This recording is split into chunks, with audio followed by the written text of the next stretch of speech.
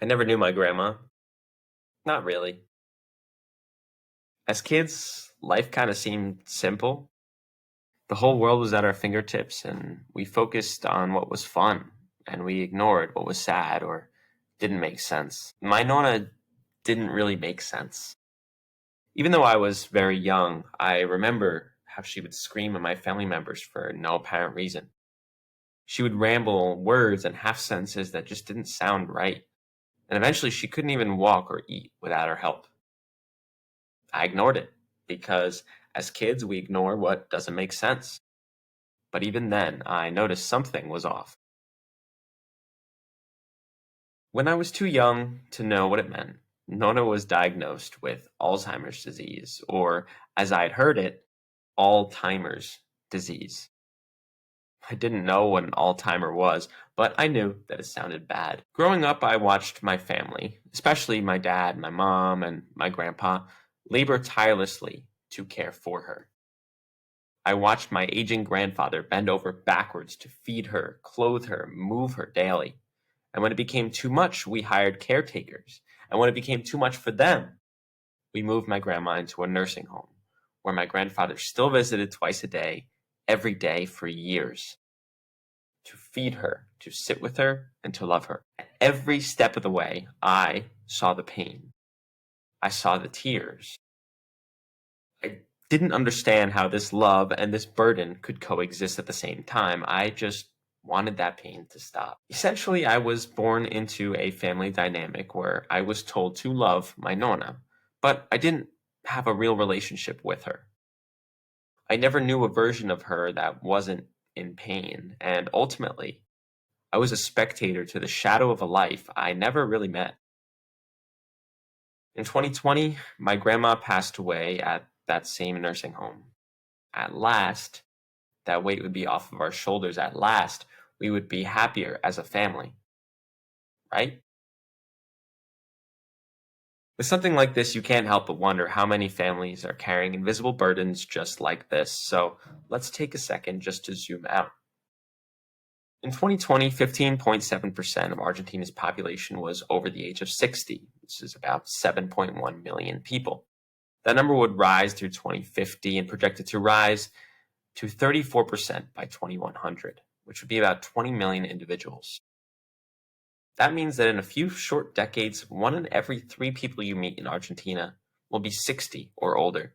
Buenos Aires specifically, which is where I'm recording this, has the highest concentration of older people in the country, about 22%.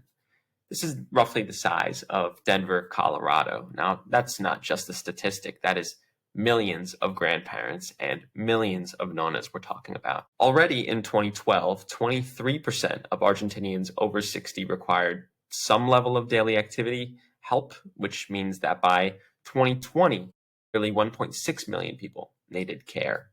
So the question becomes, are they getting the care that they need? Well, in general, Argentina's constitution does protect the rights of older adults, and in 2017, it ratified the 2015 Inter-American Convention on Protecting the Human Rights of Older Persons. Generally, the country's public health care for seniors, known as PAMI, covers services similar to American Medicaid and Medicaid. And when we consider these two things, these are major steps forward and among the strongest in Latin America and South America. Unfortunately, in practice, the system does fall short. Services are fragmented, coordination is poor, facilities are often understaffed and undertrained.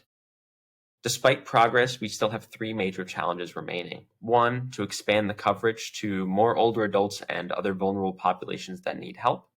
2, to increase the training and workforce development for long-term care providers. And 3, to create some kind of national regulatory framework to enforce basic quality standards. Today, while PAMI does cover about 62% of older Argentinians and offers institutional, day center, and in-home support, most care is still informal. In fact, 77% of older adults who need help rely on a family member, often an older child. But this can bring both love and strain. Studies show that in rural areas, caregivers are more likely to feel burdened, embarrassed, or even obligated, sometimes even underestimating the abilities of the person they're caring for.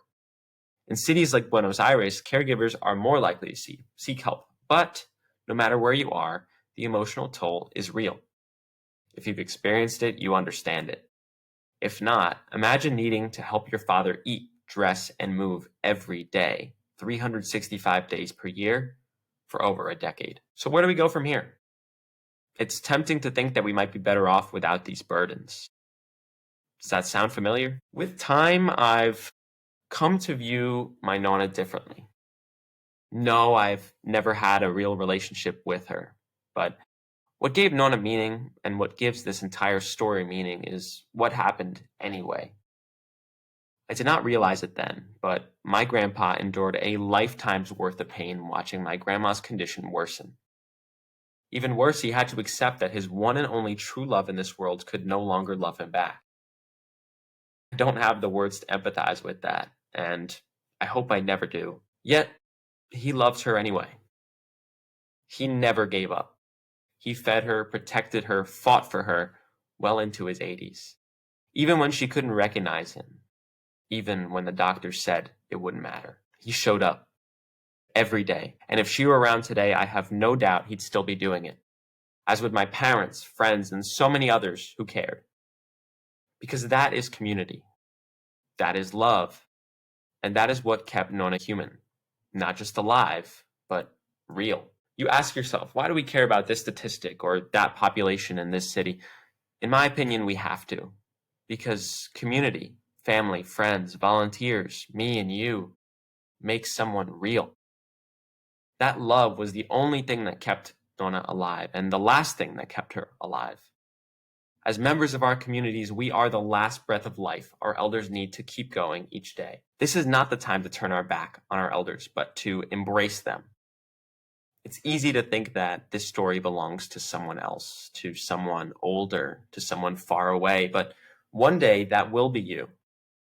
Ask yourself, if you were the one sitting in the wheelchair, what would life mean to you? Would you want your community to give up on you or stay with you until the very end? Truth is, many of us are just getting started with our story, and many others are nearing the end. Honestly, we never know where our own personal finish line is. So you'd be smart to take notes from those who've already run the marathon. Remember, this is the time given to us. Make it count.